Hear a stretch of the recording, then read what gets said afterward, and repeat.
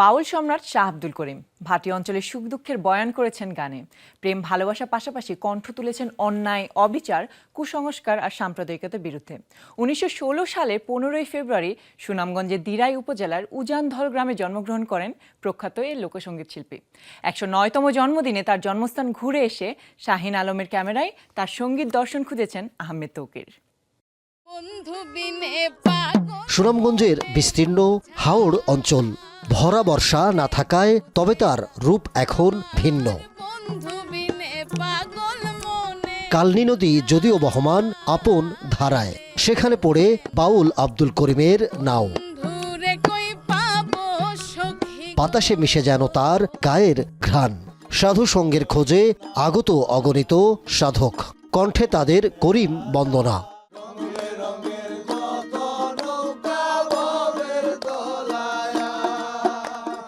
এই ডিঙি নৌকায় তিনি ছুটে বেরিয়েছেন পুরো ভাটি অঞ্চল, গেয়েছেন ময়ূরপঙ্খী নামের গান।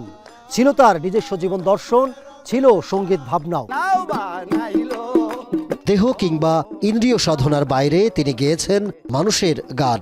উনি সব সময় যে এই বাবের গানের সঙ্গে উনি বলছেন একটা গানে যে বাবের গান গাইতে পারে না, ওভাবে বাপ জাগে না।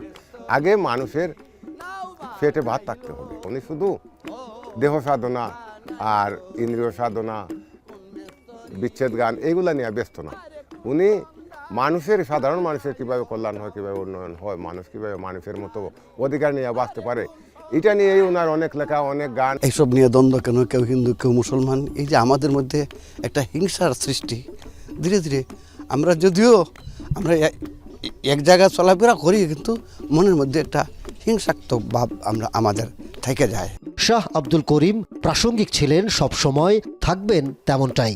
বাউল করিমের বাণী শুনেন যত জ্ঞানী গুণী, মনে মনে আমি গুণী, সরিষারে ভূতে পাইছে, কখন কি হবে না জানি, ভাবি তাহা দিন রজনী, চৌদিকে অস্ত্রের ঝঞ্ঝনী, শুনিয়া ভয় হইতেছে। এই যে একটা ভয় মানুষের ভিতরে বর্তমানে কাজ করতেছে। ভাটি অঞ্চলের সুখ, প্রেম, ভালোবাসার পাশাপাশি তিনি কণ্ঠ তুলেছেন অন্যায়, অবিচার, কুসংস্কার আর সাম্প্রদায়িকতার বিরুদ্ধে। শাহ আব্দুল করিমের প্রত্যেকটা গান, প্রত্যেকটা বাণী, প্রত্যেকটা মানুষ যদি উপলব্ধি করে, যে কোনো মানুষ সেই মানুষকে অসাম্প্রদায়িক বানাতে সহযোগিতা করবে। কারণ শাহ আব্দুল করিম সেইভাবেই রচনা করে গেছেন, তার কোনো গানের মধ্যে সাম্প্রদায়িকতা নেই। শাহ আব্দুল করিম জন্ম দিয়েছেন ১৬০০-রও বেশি গান। ৭টি বইয়ে গ্রন্থিত আছে গানগুলো। বাংলা একাডেমির উদ্যোগে ইংরেজিতেও অনুবাদিত হয়েছে তার গান। পেয়েছেন রাষ্ট্রীয় সম্মান, ২১ পদক। ছোটবেলা যা দেখেছি গ্রাম বাংলার ঘরে ঘরে, কত কথা মনে পড়ে। মানুষ অতি সরল ছিল, মানুষকে বাসিত ভালো, লালসা সীমিত ছিল তখন মানুষের অন্তরে, কত কথা মনে পড়ে।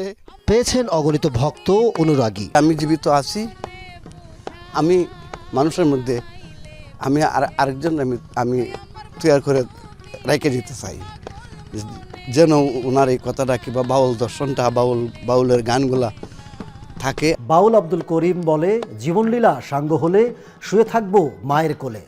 না থাকার কথা তিনি বলেছেন এভাবেই, বলেছেন সঙ্গীত নিয়ে তার নিজস্ব এক ভাবনার কথা। তবে তিনি না থাকার কথা বললেও তিনি থাকবেন প্রজন্ম থেকে প্রজন্মে তার সৃষ্টির নৈপুণ্যে।